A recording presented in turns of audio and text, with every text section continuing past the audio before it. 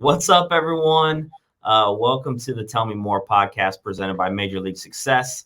And I have Nick Vlasidis with us with the Next Home Experience.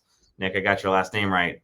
You got it correct me. I'll give you $100. All right. I was so worried about that one. But no, we're back again to share, another top agent and their story of how they got into the business. And Nick and I were social media friends, and we really got to connect, through Clubhouse over the last 4, 5, 6 months.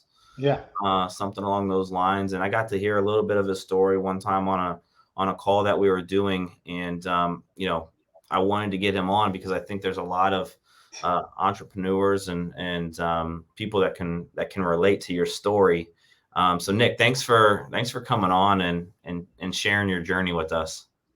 I appreciate it, John. You know what? I just got to give kudos to you again. You do a fantastic job with Clubhouse and organizing that and bringing you're building a camaraderie between all the agents.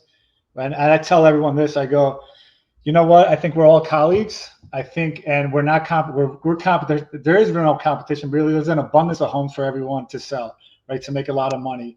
And we're creating a collaborative effect to become like closer colleagues, because in the end, it's all about working together to get our clients to the closing table to help them. You know what I'm saying? We're helping them succeed in the closing table in the transaction. But a lot of times in the old school ways, what did they do? They were like, man, this is all competition. I'm not talking to that guy. Like if I was in New York right now, I would have been talking. I'm not talking to him. He's my competition, right? So it's not like that anymore. And I appreciate that you're doing that, because in the end, the closer that we work together, the smoother all the transactions are. Yeah, and we can work things out in the way.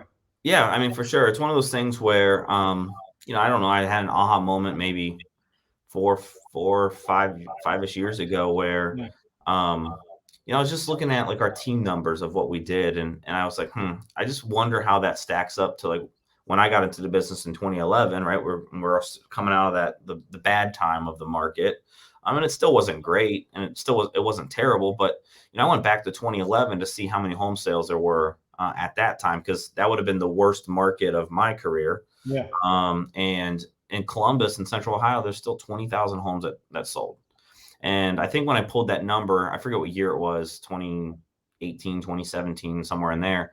Our team was doing like 175-ish, 200 and something. Like it was less than 1% of the market share. Mm-hmm. And like then it was like, man, I don't compete with anyone. At least in our market. It's not like we're in a small town where there's only like 200 homes that sell, but here is like there's just so much real estate that's going on, and you'll hear every single agent for the most part saying, oh, we need to do something to raise the level, the standards of our industry.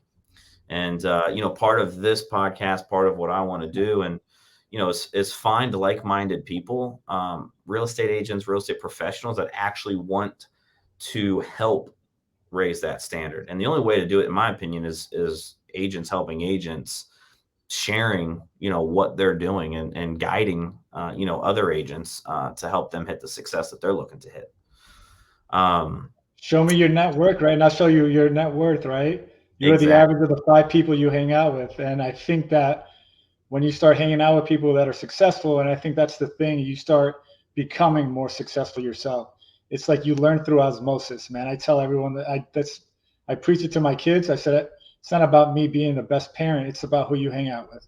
Yeah. Right? We're going to guide them in the right way, but ultimately it's their peers. Are they hanging out with peers that are doing better, right, than them? They're going to lift them up instead of bringing them down. That's what life's about, man. It's people don't realize it. It's just that simple.